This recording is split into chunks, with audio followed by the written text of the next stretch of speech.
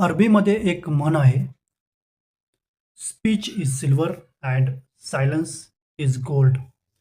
याचा अर्थ असा होतो की स्पीच इज सिल्वर म्हणजे बोलताना तुम्ही तुमचे जे शब्द योग्य वेळी, योग्य प्रसंगी आणि जपून वापरत असाल, तर तुमची स्पीच ही चांदीसारखी आहे. म्हणजे त्याची जी व्हॅल्यू आहे चांदीसारखी आहे.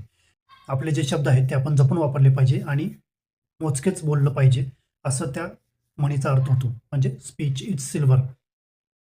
त्याचप्रमाणे सायलेन्स इज गोल्ड. बोलण्यापेक्षा ऐकण्याला जास्त महत्त्व असतो. म्हणून या म्हणीमध्ये सायलेन्सला गोल्ड असं म्हटलेलं आहे. कारण जेव्हा आपण समोरच्याचं ऐकतो किंवा आपण जेव्हा अ, ऐकून घेण्याची आपली क्षमता वाढवतो.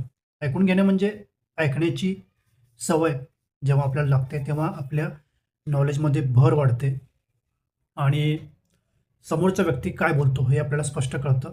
वादविवाद होण्याचे चान्सेस कमी होतात. जर एखादा व्यक्ती तुम्हाला काहीतरी सांगतोय आणि तुम्ही त्याचं शांतपणे ऐकताय, तर त्याला पण थोडं समाधान वाटतं, की बाबा हा मी बोलतोय आणि हा ऐकतोय. कारण सगळ्यांना वाटतं, की कोणीतरी माझं ऐकावं. जर समोरचा व्यक्ती बडबड करतोय आणि तुम्ही पण बडबड करताय, तर तुम्ही एकमेकांना काय बोलताय हे तुम्हाला कळणारच नाही आणि कन्फ्युजन वाढणार आणि वादविवाद होण्याचे चान्सेस पण वाढतात. म्हणून या म्हणीमध्ये बोलण्यापेक्षा ऐकण्याला जास्त चांगलं असं म्हटलेलं आहे. बोलण्याला त्यांनी चांदीची उपाधी दिली आहे, तर ऐकण्याला सोन्याची उपाधी दिलेली आहे. आणि अजून एक, जे लोकं जास्त बोलतात, तीच लोकं पुढे जाऊन फसतात, एखाद्या संकटामध्ये अडकतात. जसा मासा जो असतो, जेव्हा आपण गळ टाकतो आणि तो जेव्हा तोंड उघडतो, तेव्हा तोच गळाला लागतो आणि जो मासा आपलं तोंड उघडत नाही, तो गळाला लागत नाही.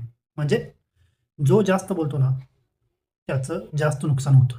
म्हणून कमी बोलणे, मोजकेच बोलणे आणि योग्य त्या प्रसंगी, योग्य त्या वेळीच बोलणे आणि सगळ्यात महत्त्वाचं शांत राहून ऐकणे, हे सगळ्यात महत्त्वाचं आहे.